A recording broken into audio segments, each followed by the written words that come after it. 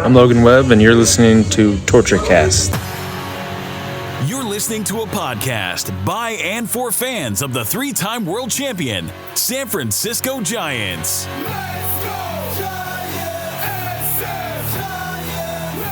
With hosts Chad King and Eric Nathanson. This is TortureCast.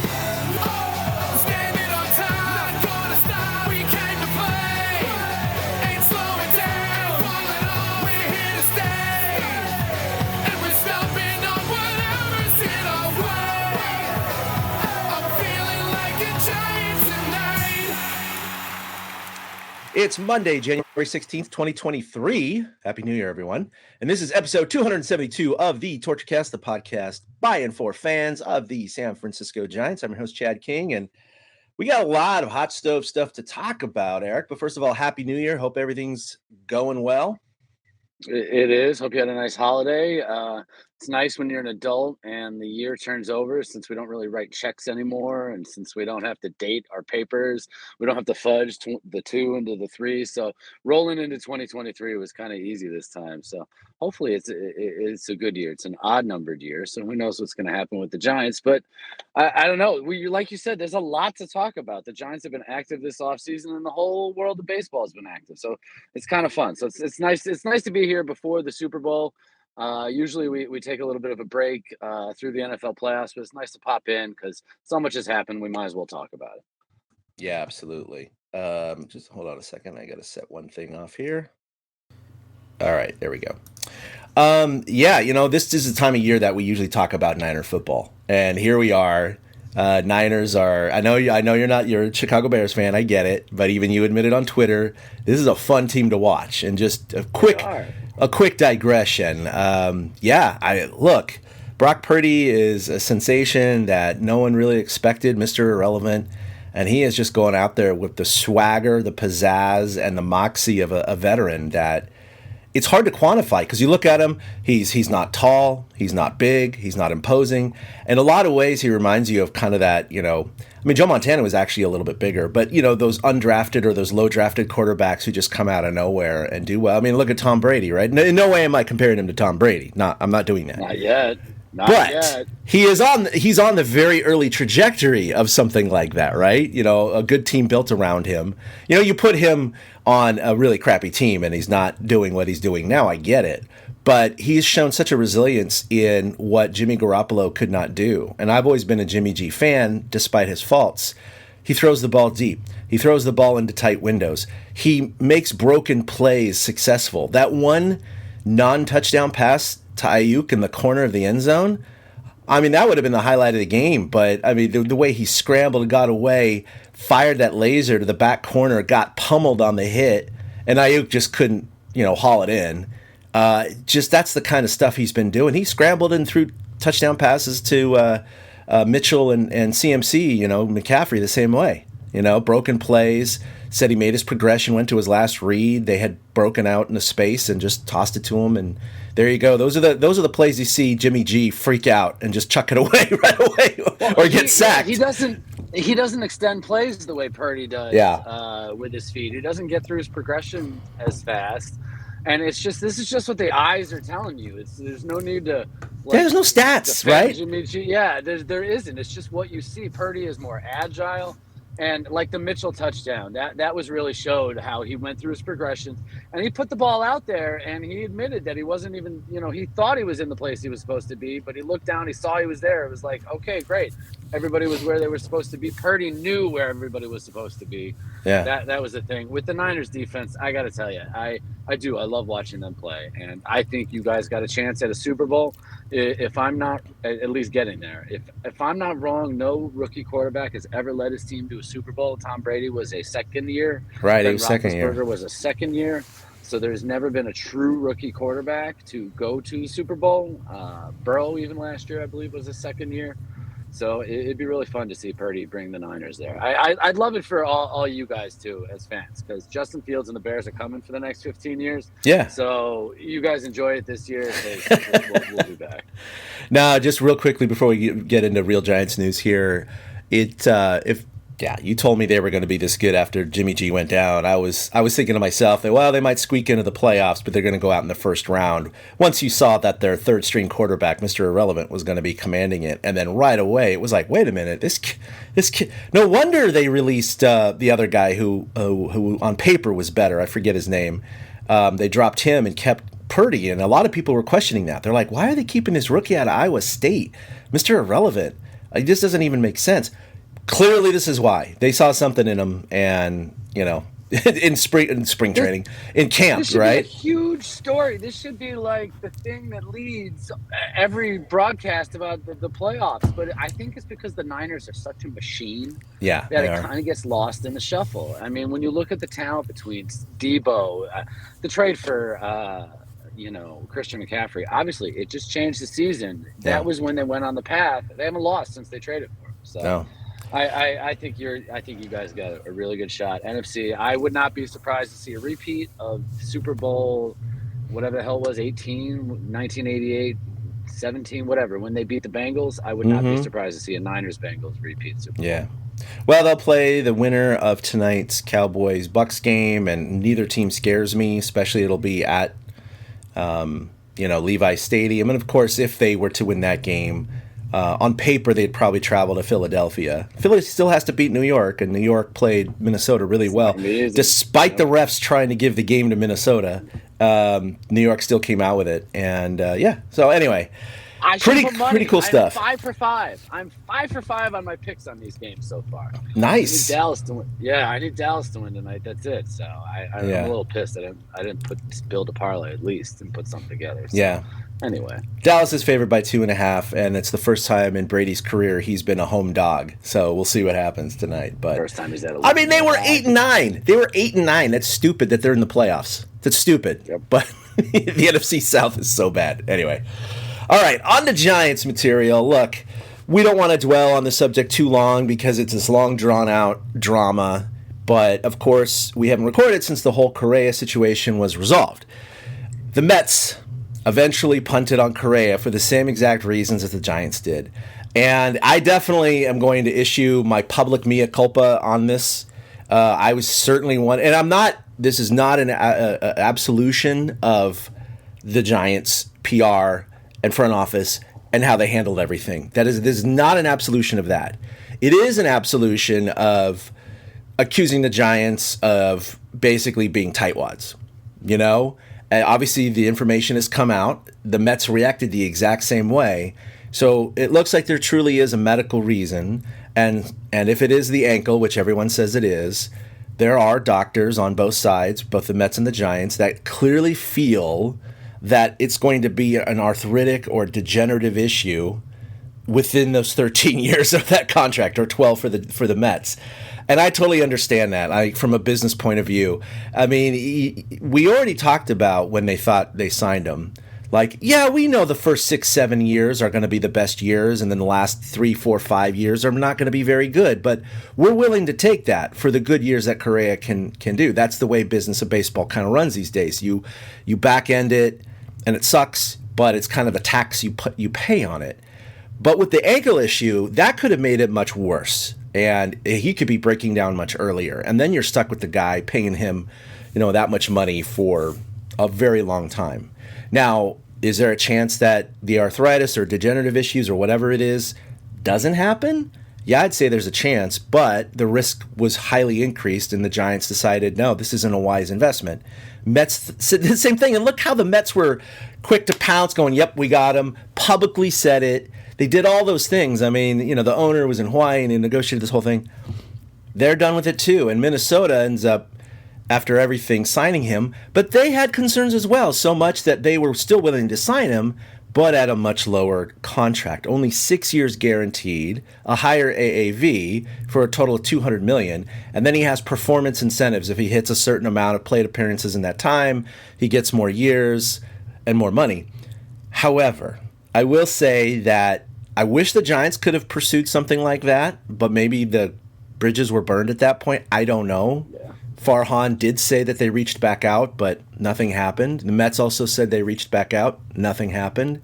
So I don't know if it's like Boris and Correa felt misjudged or something, and Minnesota was still willing to work with them.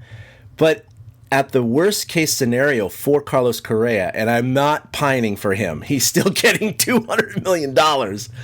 But it is hypothetically possible he could lose out on $150 million because of his ankle. And that's like, wow. It's not even because, it is because of his ankle, but it's because the Giants used some doctor that the Mets also decided to use. That's true. It's fascinating. He did an interview with The Athletic, and I don't know if you mind if I read a little bit of Carlos Correa's answers here. And to me, the bridge was burned. I think from what I'm about to read, it sounds like Carlos was done with the Giants just because of how he got treated. Yeah. The Athletic said, let's start at the beginning. When you first found out the Giants had an issue, what did they tell you was wrong? Correa, quote, I was looking for houses already over there. Then I got back to the hotel that night and Scott calls me. I remember last time in free agency when he called me with Minnesota, he was like, congratulations, it's official. This time he said, I need you to come to the room. We need to talk. At that point, I knew something was wrong. He sounded serious. There was a lot of energy behind him. I headed over to the room, and that's when he told me, we're having a problem with the physical. They're talking about the MRI and the ankle. And I remember going, what? I couldn't believe it. I was in complete shock. I had my suit and everything ready. My body had been feeling great. I did a physical before going to free agency last year. I did a physical before signing with the Twins. And I did an exit physical with the Twins. I didn't think there was going to be a problem. I was 100% confident this was going to go through. And at that moment, everything felt slow. Everything felt, is this real? Is this a dream? Is this a joke? But it was real. And from then on, we had to deal with a lot of things. The Athletic, what did the Giants say to you about the ankle? Correa, quote, the conversations were about the future. We were talking about 13 years. What they were saying is in the future, it might not hold up, which I couldn't understand. That was the toughest part for me. I never missed a game because of my ankle. You look at my complete medical record in the big leagues, there is zero treatment on my ankle. It has never hurt. I couldn't understand how they were predicting the future, saying 8 to 10 years down the line, something might happen to it. And from reading that, it just sounds like he's just kind of done. The Athletic asked, did the Mets later tell you the same thing? And then Correa, quote, this will be the last one. The Giants used an ankle specialist who didn't pass me. Then the Mets used the same specialist who obviously wasn't going to pass me. He had already given opinion to another team about my ankle. He wasn't going to change that. He was going to stand by what he was saying, of course, because that is what he believed. We had other ankle specialists look at it and say it was going to be fine. Orthopedists who know me, even the one who did the surgery on me, they were looking at the functionality of the ankle, the way the ankle has been the past 8 years. I played at an elite level where my movement has never been compromised. It was just a year ago I won the Platinum Glove at shortstop, one of the most demanding positions, where you have to move the most. But the one doctor that had never touched me or seen me or done a test on me, that was the one who said it wasn't going to be fine. He sounds like a pissed off man. I totally see why there's no way. He claims later in the article there's no ill will towards the Giants or the Mets. But that's the safe face. He's a guy who looks forward. Yeah. From reading this entire interview, he sounds intelligent as hell, and I really wish he was on our ball club. I really do. I'm not willing to go full mea culpa. I'm really not. I still think this was screwed up in the beginning, and maybe the Giants have the wrong doctor. I don't know, but I really would have liked to have seen Carlos Correa on the Giants. Yeah, no, there's no doubt. I still would have liked to have seen him. I just, it did feel like part of the ownership just got cold feet and wanted to bail, and they were just looking for an excuse. But, look, I read that the Mets use the same ankle specialist, and it is the only question I do have, and I don't know how much Farhan has been asked about this. I haven't found anything about it. I'm sure someone has, because it seems like an obvious question. But it's like, how come it's this one guy that they took as an oracle for this prediction of the ankle injury? And then the Mets, who were so hot to trot to sign him, wouldn't they want a second opinion? Why wouldn't they get a second or different ankle specialist, orthopedist, and go, hey, do you agree with doctor number one? Right? And if you have, similar opinions between two independent doctors, then I'd be like, okay, that's pretty solid. It is odd because, as a patient, I know that if I went to a doctor and they said, look, this is the problem, we need to operate for whatever it is, or you have this condition, we need to treat you like this, and it's a real invasive treatment, or it's something that's going to disrupt my life, or it's a real serious condition, I'm getting a second opinion, right? So it does seem odd that, the Giants weren't like, hey, should we get a second opinion here? Or maybe, I'm sure they discussed it, and maybe they said, nope, This is good enough. I don't know. I would be curious if anyone's asked Farhan or anyone that, but I haven't Well, who's found it. right? That's the question. Yeah. Is it the Minnesota doctors, or is it the Giants Mets doctors? And even so, he only signed a 6-year deal. He didn't sign a 10-year deal after all this. And it was really interesting too to read a little farther down it, and then we should move on from Correa because a lot of stuff has happened. But it was interesting. He said that the Giants sent him a list of phone numbers, and he started calling players. He was on the phone with Craw for like 15 minutes. Yeah. And he started calling around and getting to know the guys a little bit, guys he might have known, from a different thing that he ran into in an all-star game somewhere. So he started calling around the Giants. He was like in on the Giants. And then when he was out on the Giants, he was calling Lindor and talking to him for an hour and thinking he was going to be a Met. He talked to Steve Cohen, who was in Hawaii with his wife. He talked to the wife. He's like, oh, they're nice people. And it all fell through. So, like, are the Twins doctors right? Or, like, is this something that we should be concerned about? And we're going to see. The next 6 years will show us. I personally, before I even knew about the ankle stuff, I thought Correa should take a short-term gamble on himself because I think he is that talented to have parlayed another contract in 3 or 4 years. But 6 years may be enough. I mean, we'll see if he costs himself. I'm sure he cost himself some money, but it may not be 150 in the long run. It may only that's be, just 50, that's just 50. the most it could be. Yeah. Right. Yeah, well, that's the thing as a Giants fan or as a Mets fan, most likely, if anything develops with the ankle, it's not going to happen for at least 5 to 8 years. And so we're not going to have this answer for many, many years. Right. And by then, if it did happen, they're like, oh my God, his foot fell off in 2032. Then we might go, now we're vindicated. We dodged a bullet. Yeah, we dodged a bullet, right? We're not going to care by then. It's like... It's pretty funny, but pull up as a Giant. I'm fine with that. I'm totally good with that. That's why I can't be a culprit because I don't know. There's a part of me that thinks they should have gone through with this, and I think you're 100% right. They got cold feet and they used the doctor as the shield. Oh, it's so bizarre. This whole thing is just I don't know what to say. I'm glad it's over. I'm just glad it's over. This is the weirdest story we've ever dealt with. We've never had anything like this happen before. No. But, all right, well, good luck to Carlos Correa. We will talk about some Giants players or Giants players that they were signed since our last broadcast. And let's go ahead and start out with, Tyler Rogers' twin brother, Taylor Rogers. More something twins. That was on your wish list and I think all of our wish lists for quite some time. And it actually did happen. They signed him to a 3-year, $33 million contract. And, of course, he's going to compliment his brother nicely. His brother, Tyler, throws soft submarine from the right. Taylor throws hard from the left and over the top. So you cannot get two more different styles of pitching, and it is so strange that they're twins, right? It's just the weirdest thing. But I think it's great, and they're real excited to potentially go that righty-lefty, right? Cap can come out and just go boom, boom if he wants. Tyler's got to be a little jealous too. I mean, Taylor's making $10, $11 million a year, and Tyler just we'll talk. Tyler just went through arbitration. He just went, yep. 175. By the Bud Light twin, I love it. It's a great move. They need a lefty on the back end. Since McGee, they haven't had a lefty in the back end of the bullpen. Yep. They need somebody that can come in and possibly close games out too. This gives Cap the added option of using Duvall in the 8th if he needs to in a situation. Like, he tried to force it last year a little bit. There was that game in Miami where he brought in Duvall in like the 5th or something like that. But by having somebody on the back end like Taylor Rogers to balance through Duvall, I mean, that's what a weird 3-guy combo to go through. First you got to face Tyler coming down underneath, then Taylor, fireballing up from over top, and then Camilo Duvall coming at you from the right side. It's not a good combination. I think the Giants are going to be pretty good in the back end this year. Yeah, I think so. And I'm going to go ahead and play about a 90-second clip. This is from Tyler Rogers' press conference over Zoom back at the end of December.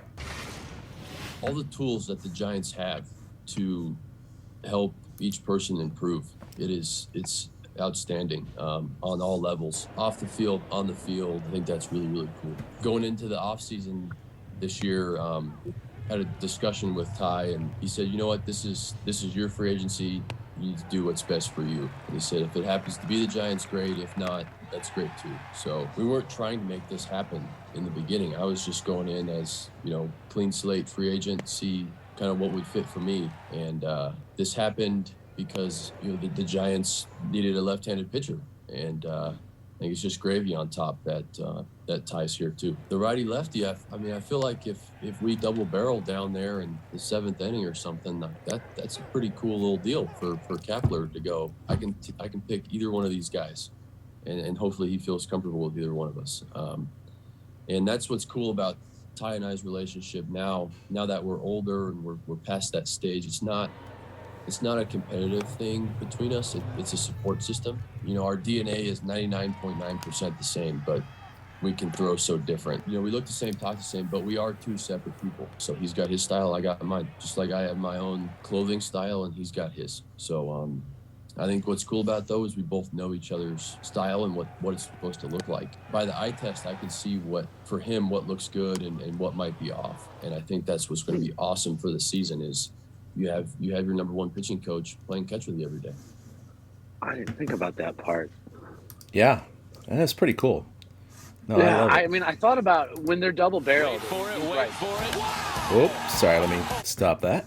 Go ahead. The first shot we get of them double barreled in the bullpen this year is going to be all over Sports Center, everything like that. Because you know what I mean? It's twins. It's not even just brothers. It's twins. It's going to be two guys standing there looking the same, warming up in wildly different ways. I think that's going to be a really cool shot. It's a good signing, and I think it makes I don't want to say guarantees Tyler's going to stick around, but it seems like that leans towards making sure Tyler will stick around for a while too. Yeah, 3 years, that's long for a Zaidi contract, right? It's pretty good. So anyway, I think it's a great signing. Definitely shores up some of the Giants bullpen. So that's one gap that they filled. Another one was, of course, an outfield bat, and they did go for another target that was on our wish list. And that's the outfielder Michael Conforto, the ex-Met. He signs for 2 years, $36 million. However, he does have. This is becoming a very regular contract option for the Giants and Farhan. Excuse me. He can opt out after 1 year if he hits 350 plate appearances. So this is a weird, not a weird carrot, but it's a carrot that the Giants front office is now dangling in front of these guys, and they're basically like, bet on yourselves and we'll sign you, because a lot of their teams won't do this. And so this is how they lost out on Carlos Rogers, right? Or Rogers. Here I am mixing players. Carlos Rodon, in the sense that they signed him to a similar contract. He does well. He hits and meets and passes all expectations. And he's like, peace out. Signs with New York for 6 years and, over $100 million. Giants were never going to pay that. But if they had given him a 2-year contract, it's like he would still be here for another year. And that would be so nice, Eric. Oh, my God, Carlos Rodon for another year. I know. Like, could you imagine? Like, oh. But, of course, if he doesn't... See, that's the thing. It was kind of like the Johnny Cueto signing, too, right? He had the 5 years, and if he hit it in the first 2 years, then he could opt in. So it's kind of opposite. And he had 2 really good years in 15 and 16. He opts in, and then Tommy John surgery. So that actually burned the Giants. So now they're reversing it, and they're basically like, look, if he comes in, if Rodon had a crappy year last year, he wouldn't have been able to get the contract from New York. He still would have been with the Giants, but he could have had another crappy year. But in this way, it's like you motivate the player to have a good year, potentially, because then they can turn that into a free agent large contract. And that's what Rodon did, and that's what Conforto might do now, because, of course, he missed all of 2022. He had a partial and not a very good season in 2021. It really has been since 2020 and 2019. That's the Conforto that the Giants are betting on right now. And so that's kind of one of the reasons they made this contract. But overall, I'm really happy with the fact that they got him. I'm not happy because if he has a good year, he's going to be gone, which is just this piecemeal. We'll get to it later when we sum up all the parts. But this is one of the strengths/weaknesses of the Giants system, is that we just don't have the consistency. It's an ever-revolving door of Giants players, and it's really tough to build the team chemistry, number one, any consistency in the roster, number two, and number three, the fans, especially the casual fan. They don't know who the hell's on the roster every year, let alone every month, with how many players they go through on the active roster. So I understand the business side of things and the statistical side of things and the probability side of things. But as a fan, I'm getting a little tired of it. I don't know about you. Nobody's rushing to FanFest to get my autograph. Is that what you're saying? Basically, no one's going to go out and get a Conforto jersey because he may be gone in a year. It's a great 350 plate appearances. You said 350 plate appearances, and that's not a high watermark. Every year, yeah, he's done that every year. He's been a regular, except one, and that was 348. It wasn't even like he missed it by a lot. So every year he's been a regular. That is the Giants' way right now. They need a left-handed hitting outfielder, and they plugged a hole. Conforto, if he's healthy, like you said, he'll probably have a good year and be gone. But hey, he's a good piece to have so far. I don't mind it. Maybe he'll like it here. Maybe he'll want to stay. Who knows? Yeah, I mean, it could happen. Jock was on a prove-it deal last year, and Jock decided to take the qualifying offer this year. So it's entirely possible that he'll want to stick around, that he'll like it. Rodon was about getting the money because Rodon needed to prove something he'd never had to prove before. Conforto doesn't have to prove something he's never proved before. He's done it before already. So if he just has a normal season, he just might be like, hey, I kind of like what they're doing around here, and decide to stay. I could see that as an option more so than like a Rodon was. But I like the deal to left-handed hitting outfielder. I'll take those any day.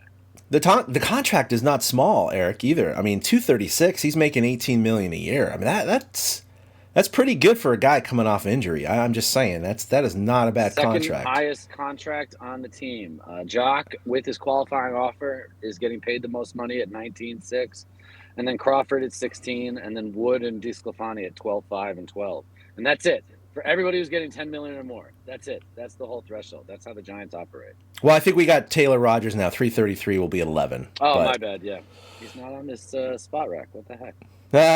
You got to work for them. So anyway, but you're right. I mean, he could have just a good year, maybe not a superstar year, right? What if he has a good year and he hits 350 plate appearances?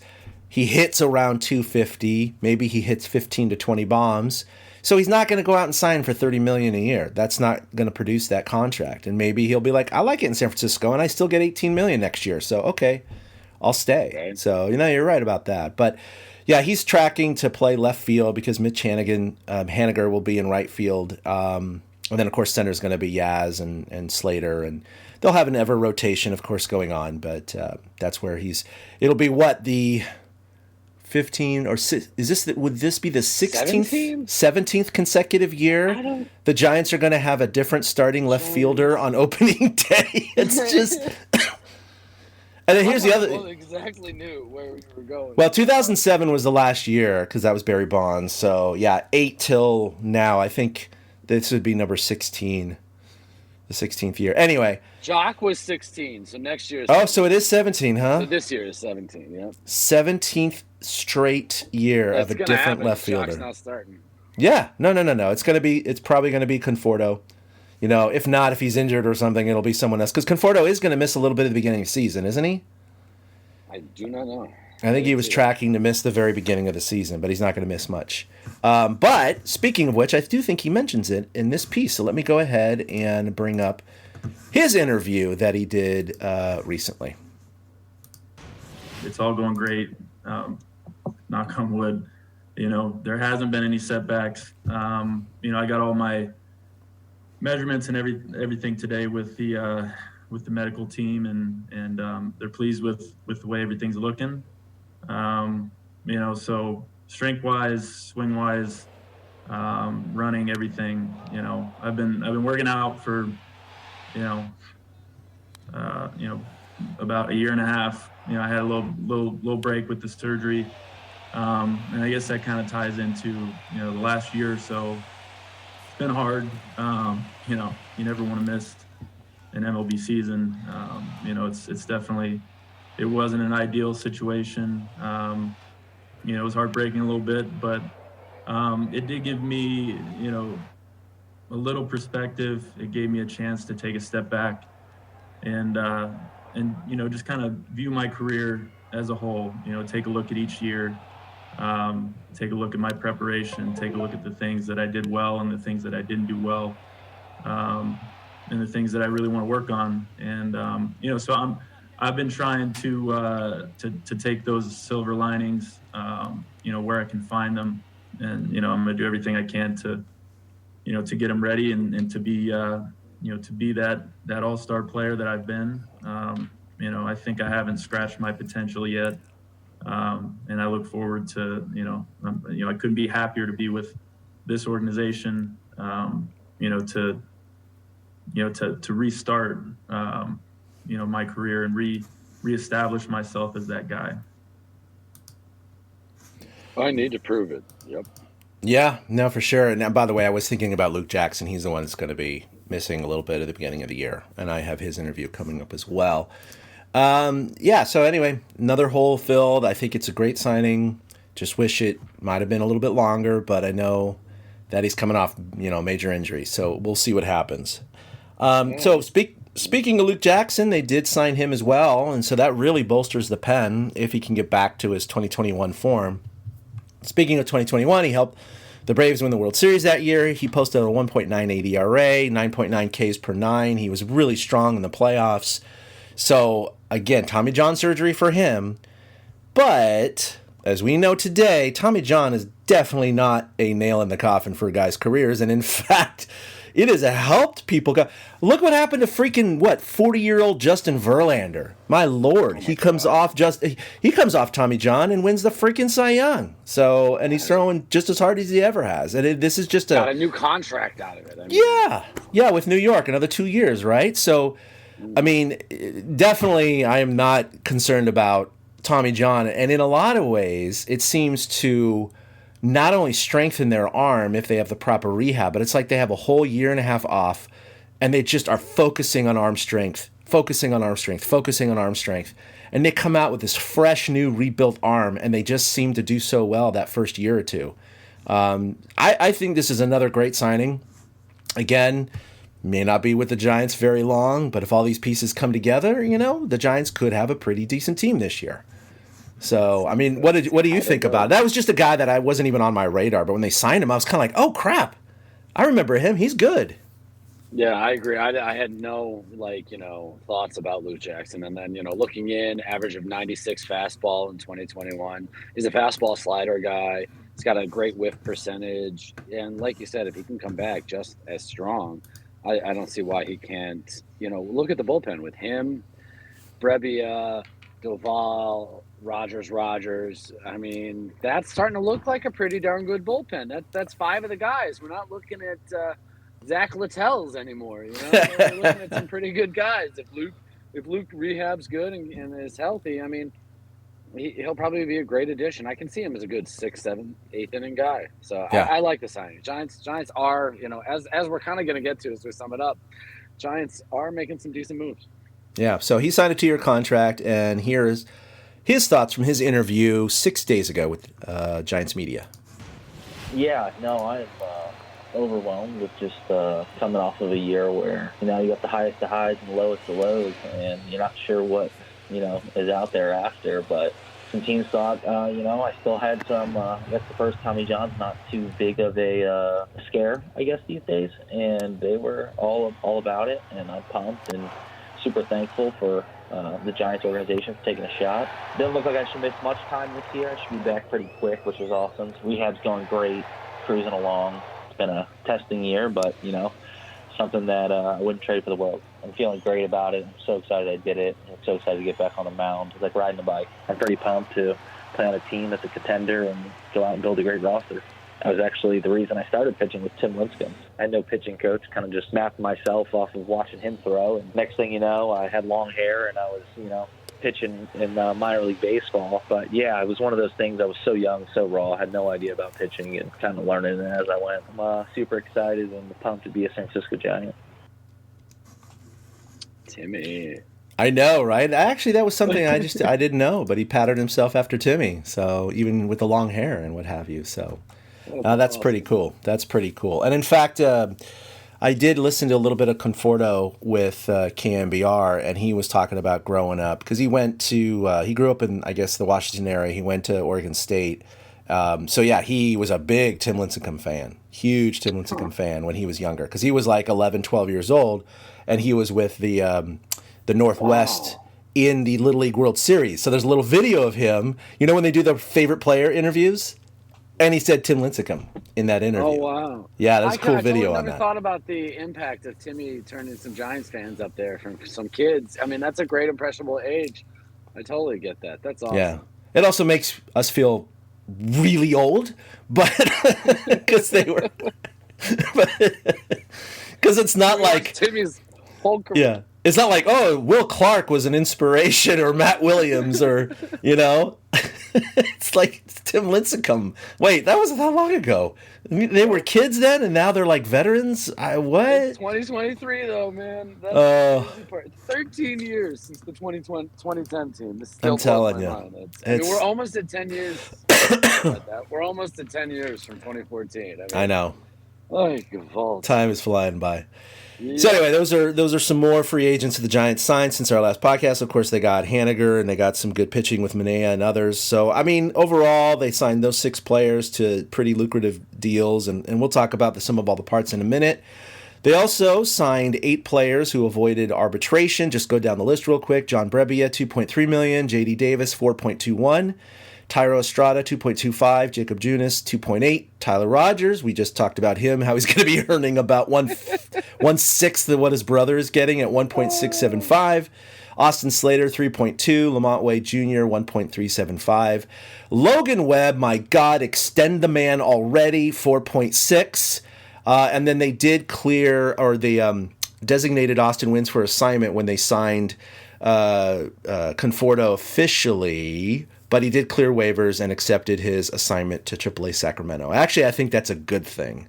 I was really hoping that he would clear waivers, and he did. And he accepted his assignment. Right now, Blake Sable is the backup catcher because the Giants got him in Rule 5, so they got to keep him on the roster. Wins, it is well known at this point that the pitchers really liked pitching to Wins down the stretch last year. So I think they want to keep him as a backup option. 2 other quick notes. There was a rumor that the Giants might be interested in Gary Sanchez, recently of the Yankees and Twins, as maybe a catching platoon partner with Bart. That would be interesting to see what happens. And I think we're going to dedicate some time on another episode to talking about Logan Webb, because that guy does deserve an extension. So, you know, he settled at arbitration. And the Wins point, yeah. But I do. I Logan Webb, extend him. I think we definitely need to go in a little more depth about that. Like, if they don't extend him, is it a sign of what we can expect from the Giants in the future? Yeah. That's what I'm saying. That's for a whole other show. There's a few layers that go into the process on whether or not they're going to decide to extend Logan Webb. So it's good to see some of these numbers, though. I mean, it's a steal for Tyro. And Austin Slater, he'll continue to be the player rep for the Giants at $3.2 million. Yep. No, that'll be good. So, overall, Farhan Zaidi in the front office, there's a lot of frustration from the Giants community. And yes, he wanted to go out and get Aaron Judge. That didn't work out. He wanted to go out and get Carlos Correa. That didn't work out. They did sign quite a few players. They did address quite a few gaps for the upcoming season. But again, there just doesn't seem to be that excitement. And a lot of the fans, I think you and I understand that this team, on paper, probably is better than last year. A lot of it's going to be about the ifs of the health of some of these new players. But even if half of them are, around for a whole season, on paper they probably are better than last year. But it's still that, this regime has always been building on developing players, number one, in the farm system, and then number two, getting these diamonds in the rough, going in, diving into the clearance bin and getting those guys who have injuries or had down years or had Tommy John or whatever, and going, well, what if, and their forecast, and this, and this, and this, and this. And it worked out well for the 2021 season. 107 wins. We all know this. That cannot work out all the planets align that year. They're just not going to align every year. And as a fan, it gets frustrating when it's just piecemeal. Is this the way it's going to be for many, many years to come? And so he addressed that, and there's a quote for him saying, there's a lot of enthusiasm for the group that we have and what we can do. And we understand there's going to be some skepticism because we had a couple of pursuits fall short. But we also did a lot of work, and we think we got better. So we're excited to be able to start seeing the fruits of that once games begin, end quote. I get it. It's on paper, but again, part of the Giants' job and the front office job is to sell a product. And even if the product on the field ends up getting to 86 to 90 wins this year, the casual fan is just not going to be coming to the ballpark for this team. And I think that's still a glaring hole that the Giants have. Farhan may not give a crap about it, but in the long run, I think his job may depend on it, because if ticket sales keep dropping, and the performance isn't on the field, even if it's mediocre, and they squeeze into the playoffs somehow with a wild card, I I don't know. It still depends on a lot of ifs, Eric's. If Haniger can get close to returning to 39 homers, right? It doesn't have to get to 39, but he has to do something, right? Like If 30. Conforto, can have his 2019 season. If Manea can be more like his Oakland self instead of his San Diego self. If Striplings can, go out there and be the next Rodon, right? Or the next Gosman. That's kind of where he would track to be on this whole plan of Farhan's. If Rogers can be like the second half of or get the second half of last season out of his system, because he wasn't very good last year. If Luke Jackson can recover from Tommy John and make an impact. Again, these are a lot of ifs, and if all of those guys are close to their career years, oh my God, the Giants are going to be a lot better. They're going to be a lot better. And I do think that they could hit 90 wins. But if they don't, and some of them completely fizzle out, I think we're back to the super mediocre product. And it's just weird that we're just like betting on this, That's, they pass on a Carlos Correa because of his ankle injury, but then they send guys who are damaged.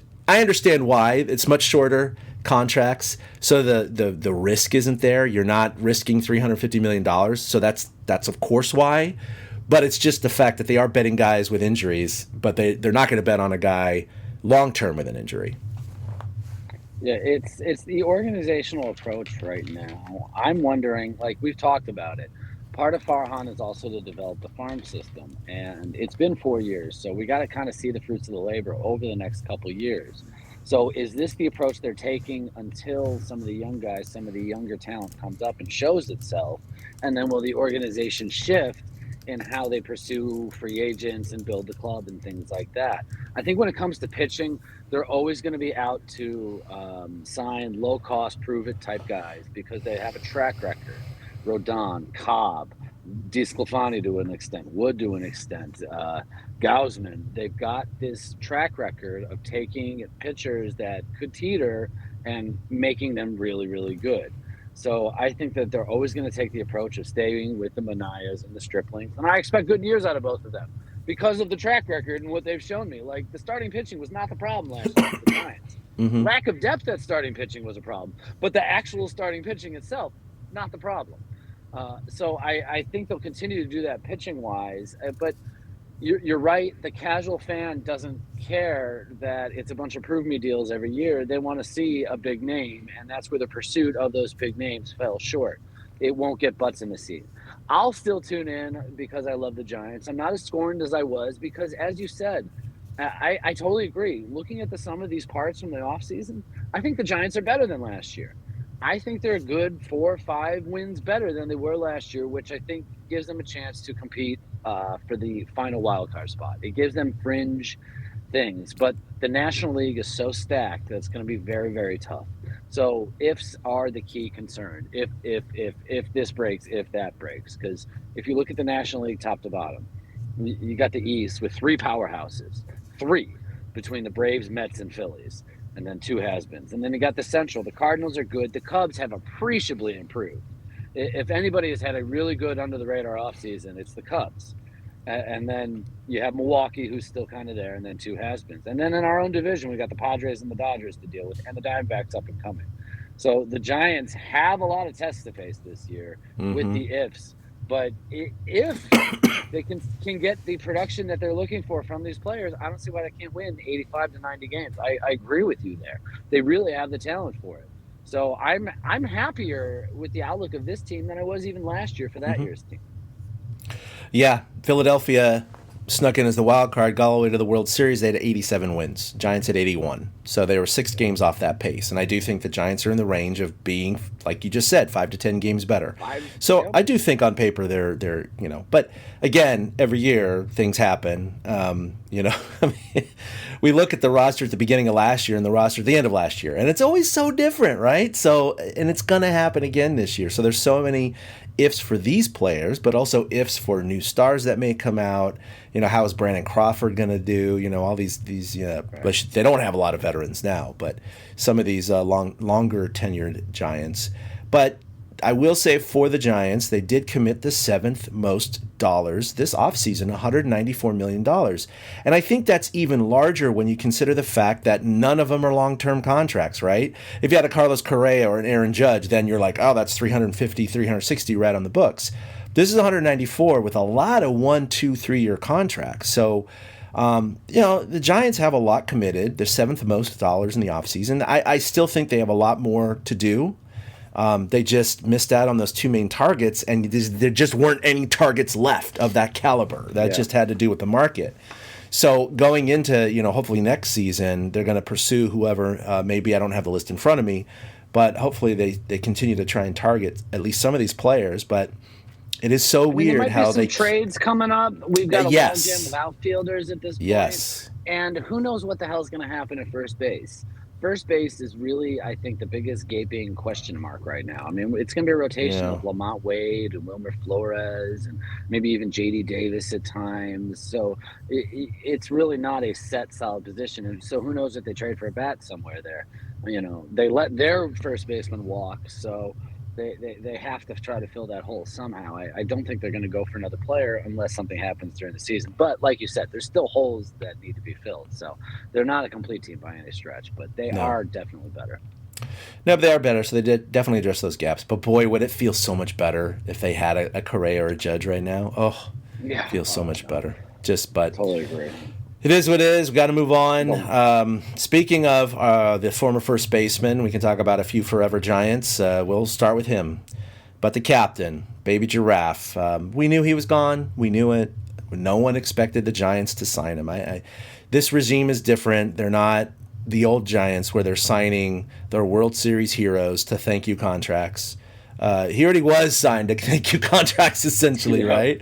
It's been so long, like you mentioned. This will be 9 years now, 9 seasons removed from the 2014 World Series, so which he, of course, was a part of. Also, was 12.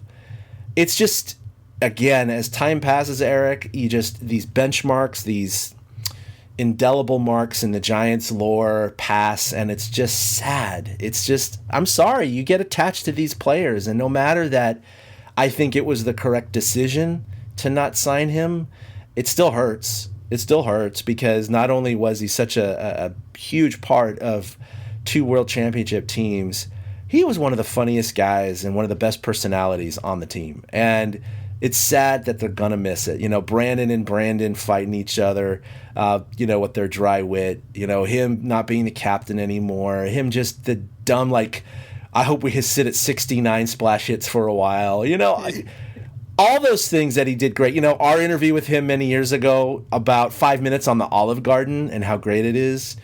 That's the kind of stuff I'm really going to miss, man. It's just such a great Giant. And I feel bad for him because he was a bad luck player in the sense of he got hit with line drives here and there and had concussions and he had a lot of those bad luck injuries, and then he had chronic injuries, especially with his knee, especially this last year. And every year, oh man, if he could just put together a season, he's going to hit 25. If he could just put together a season, he'll be an MVP caliber.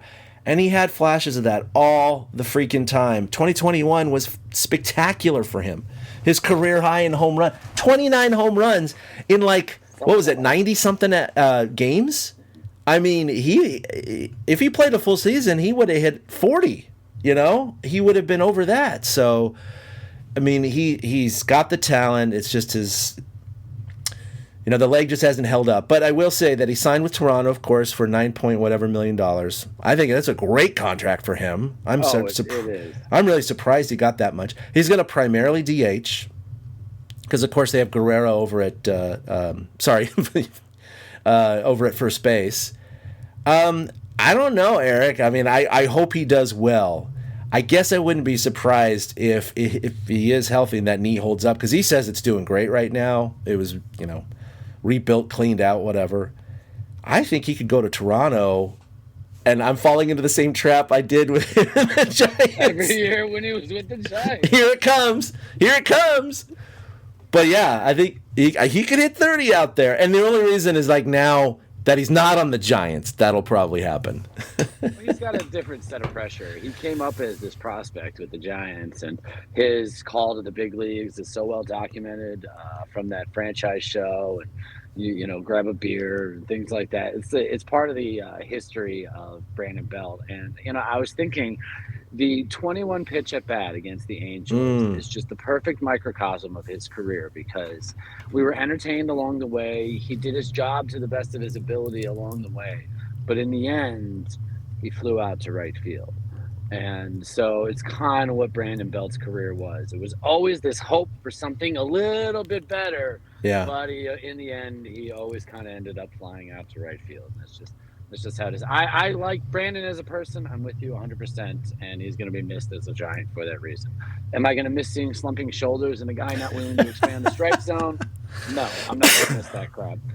Just like I didn't miss Bumgarner as a red ass when he left. There's certain things I'm not going to miss because, like you said, he's been around so long. So you get to know these people so well over the years.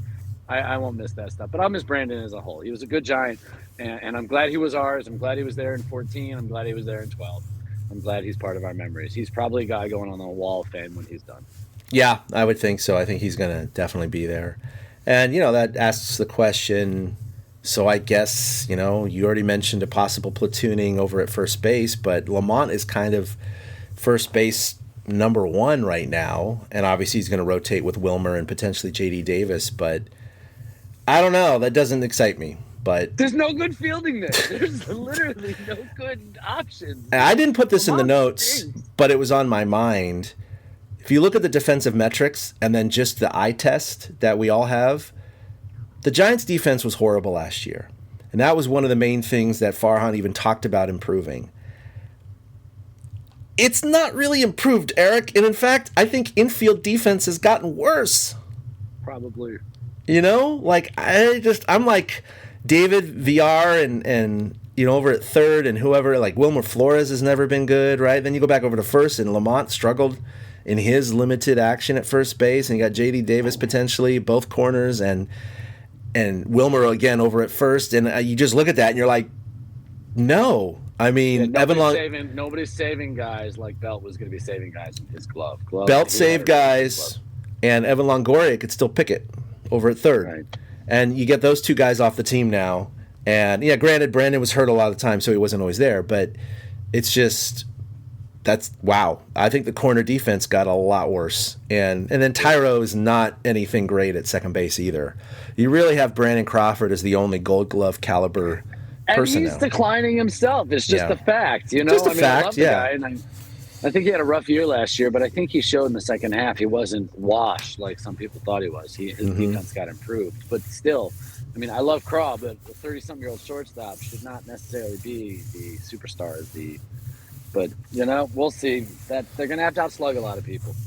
They're going to have to outslug it, yeah, because you're going to see balls in the hole that are just not going to be hit. You're going to see balls in the dirt that aren't going to be scooped, and they're going to lead to runs. And it's just the way it is, and it's unfortunate, but yeah, they also did something that I know you were looking forward to for a very long time. But they bit the bullet. They ate the last year of Tommy LaStella's contract, and they said goodbye. And I feel so bad. How could they not, Eric? I mean, the guy, he was so great with Oakland and other teams, and this little scrappy, infielder with a little bit of pop.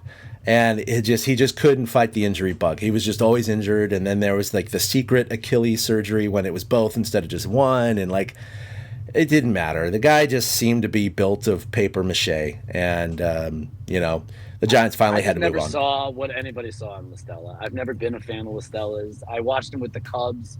And he at one point disappeared on them when he was sent down, and they had to, give him a week off or something like that. I've always been kind of I'm not sure about this guy. Yeah. So I feel bad that I wanted LaStella off my team, but I'm happy LaStella's off my team.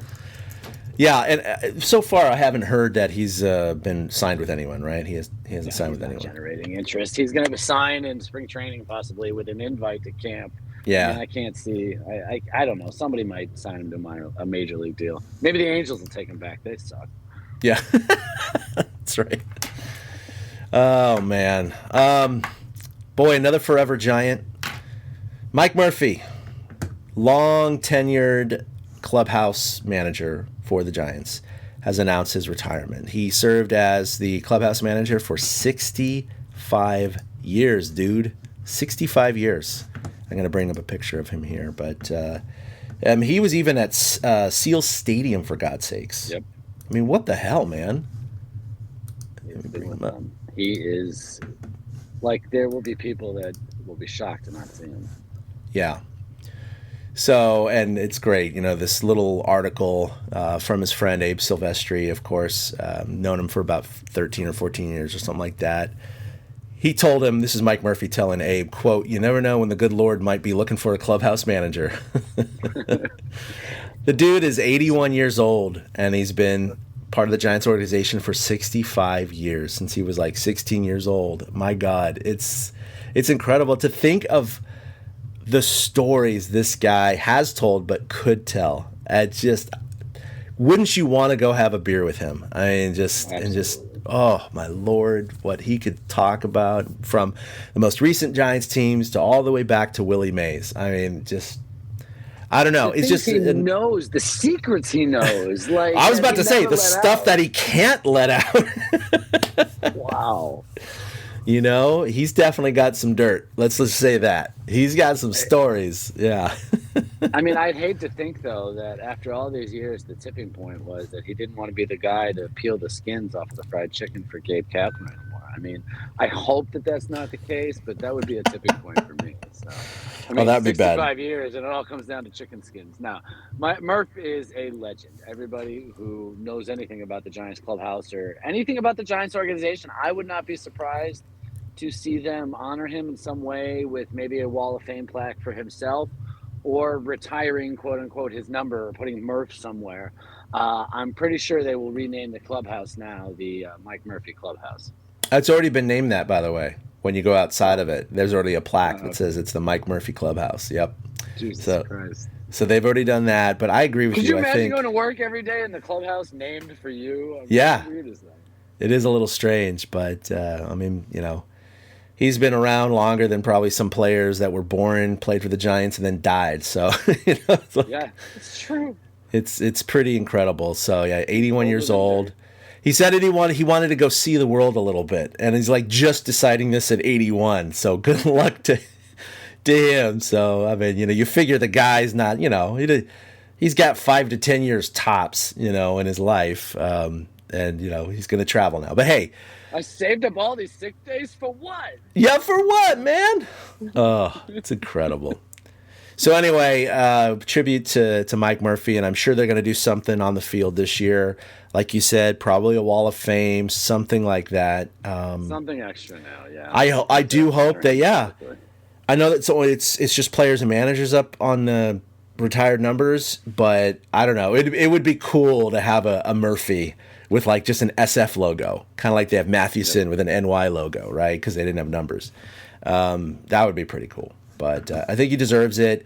And I mean, he's one of the few, maybe the only clubhouse manager that's actually known, right? Like, do you know any clubhouse managers by name for any other team? Like, it's. I do not. I did once upon a time for the Cubs, but even then I forgot my guy's name. So that shows you how. I was thinking Yosh Kawano, but I thought he was going to be the groundskeeper. So, no, I don't know any others. That does make it distinct. I should ask fans of other teams if they know who their clubhouse guy is. That's a good question. Yeah, that's pretty cool. So anyway, good luck to Murph. Another nugget that we're losing in the Giants organization, granted, not just tied to the World Series teams of 10 and 12 and 14, but also all the way back to basically almost 1954, right? So that's just incredible. So as we wrap up, look, the Giants season is going to be starting in February with spring training. And, of course, we have the annual FanFest, and that's going to be Saturday, February 4th at Oracle Park. And it's going to be interesting this year because the Giants always have really good attendance for that event, especially during the World Series runs and even after those runs. It was always crowded and everything like that. It'll be interesting to see what the attendance is going to be like this year. You don't have your Buster Posies and your Madison Bumgarners and all that. So when you have your 8, 9, 10, 12-year-olds that want to come to this event, who is it they want to see, right? They're actually almost too young. And a lot of them are too young to now remember the glory days from 10 to 13, 14 years ago. So they're the ones growing up in this new Farhan era. And so, like, who do they want to see? Are they coming to see Mitch Haniger? Are they coming to see... I mean, there's Brandon Crawford, of course. but he's not a superstar. But, he's a lot of kids love him. Yeah, Logan Webb. Gets really thin after that, Eric. Gets really thin. There's nobody. I know there's some people geeked up to go to FanFest, I guess, because it's a thing they do every year. But yeah, just like we joked about it with Conforto a little bit. Like, nobody's rushing to nobody's suddenly buying tickets to FanFest because Conforto is going to be there. Nobody's suddenly making plans because of Hanniger. So I totally get your point. It sucks that we're not going to have the kind of excitement we would have had if a Judge or Correa was going to be there, because they would have shown off the big star. But it does kick off the season, and regardless, baseball's coming. Yep. And we as baseball fans will get excited about it. But like you, FanFest doesn't get the needle moving.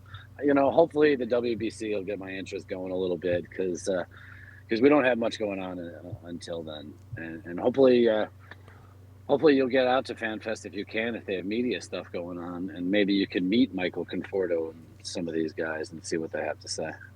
So typically they have media day, they call it, and it's always been the Friday before, and it usually starts at 10 o'clock. So we don't get the media advisory until sometime before that, whether it be a few days or a couple of weeks. So I'm just going to wait for that email from Giants Media and then go from there. But presumably that is going to happen on that date. So I've kind of held that on my calendar. So if they do have it and I am approved to go, because I do have to apply and all that stuff, you never know what's going to happen. I should be in attendance, and I'm looking forward to it because I do want to meet some of these new players, and I will have a series of questions for them. So looking forward to that. And of course, everything that I grab, if I can go, will be up on torchcast.com. We'll talk about it in a future episode, but I don't know, that'll about do it for episode 272. Boy, a lot to catch up on, and we'll see what happens over the next few weeks. But I think all the transactions and all that have really going to be, they've died down. There's not a lot of action that's going to happen over the next couple of weeks until FanFest. We're a month away from pitchers and catchers. Yep. There's not much more to happen at this point. There's not much more to happen. So I'm sure we'll get back together to talk about Media Day and FanFest probably in early to mid-February. Could be sooner if something else happens, but I probably won't be back recording for at least 2 to 3 weeks. You can, of course, find everything that we do at torchcast.com. We stream this episode, our live episodes, every time on Facebook. This year, maybe we'll broaden it to YouTube and other platforms. We'll see what we can do. And, of course, follow us on Twitter at TortureCast. You can follow us individually at ChadK21 for myself, at 2outhits with the number 2 for Eric, and at Willie Dills for Willie, who had to work today. You can also email us anything. If you have questions, if you want to email us some audio, some ideas for the show, whatever you want, at torturecast@gmail.com. I do check that every day or so. And Eric, of course, you're still really active over on Giants Chatter. You want to talk about that? I'm reviving Coffee in the Cove for a brand new year, starting this Sunday morning on Giants Chatter. We'll be drinking coffee and discussing the Baseball Hall of Fame, as well as electronic strike zones being introduced into some of the minor league levels. And I'm going to try to expand the horizon a little bit this year. So if you're a fan of TortureCast, you should tune in, because Chad King's going to join me for this Coffee in the Cove, along with young Steven Risotto. And the three of us will chop it up, drink some coffee, and talk about that. And then as it goes, as the season gets going, more Giants Chatter stuff. But Coffee in the Cove will be back every Sunday. So if you're hearing this, we record this on Monday. So you've got 5 days of hearing this in your ears to know that we're live streaming Coffee in the Cove on Giants Chatter on Facebook and on my Twitter account Sunday morning, 10 a.m. That'll be before the Niners play later in the day, probably against Dallas, if all goes well. That's right. By the way, just since you mentioned Steven, I do want to give him a shout out. He's a young kid. He's not even 21 yet, and he's hungry. He's got the desire to move up in the realm of media, and he's been doing a great job on his little podcast. What is it called? RizzoCast? RizzoCast. Plus, he also does the Shutdown Inning with Tyler Hall now. I missed that. And so he's been getting a lot of good interviews as of late. Really good. Check him out there. He also got Ned Colletti to talk about Brian Sabian, which we also did not talk about today. I completely blitzed on that. But Brian Sabian has signed with the Yankees. Isn't that kind of just the news that makes the blip in no radar? We wouldn't have even heard about this 20 years ago. Like, Saban's True. contract came up in October. Yep. You know, they barely used him. I don't blame them. It's not indicative of anything except a guy who wants to at least be a part of something. Mm-hmm. And the Yankees gave him that shot. I mean, that's my one thought on Sabian. It's a non-story. It's like, No, it's a non-story. Oh, He just, yeah, he was basically going to be a special assistant or whatever you want to call it. And anyway, he just said he had to leave. Right. He said he just had to leave because he thought he was going to be more involved, and he wasn't. So he's like, I went to a team that's going to involve me. So he's going to be like Brian Cashman's right-hand man or one of his right-hand men. So Hall of Famer, by the way. He should be in the Hall of Fame, in my opinion. Yeah, he's obviously purely responsible for the roster construction for 10, 12, and 14. And so, he's way up there in Giants lore, one of the best Giants GM they've ever had. He has been with the Giants since the mid-'90s. And so, a lot of history with him, a lot of knowledge with him. But Steven Risotto had got that interview with Ned Colletti to talk about Sabian. Of course, Ned Colletti was the assistant GM under Sabian for many, many years. And they actually used a lot of the audio on KNBR's morning show. And Brian Murphy, one of the hosts of Murph and Mac, he said, hey, I got to give a shout out to this young kid, Steven Risotto. And I've met him. He's got a good head on his shoulders. So, yeah, anyway.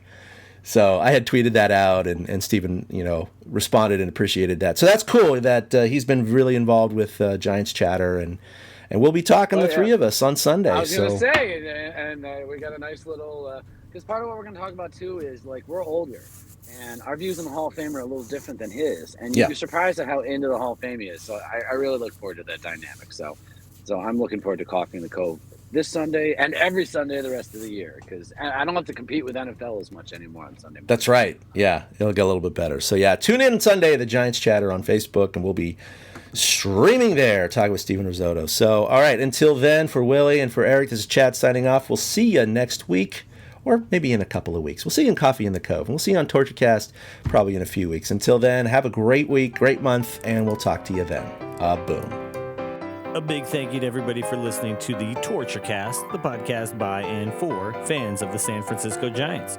Follow us on Twitter at TortureCast. You can also like us on Facebook or check out our blog at torturecast.com. I also want to say thank you to Ashcon and Bailey for letting us use their song Feeling Like a Giant for our intro.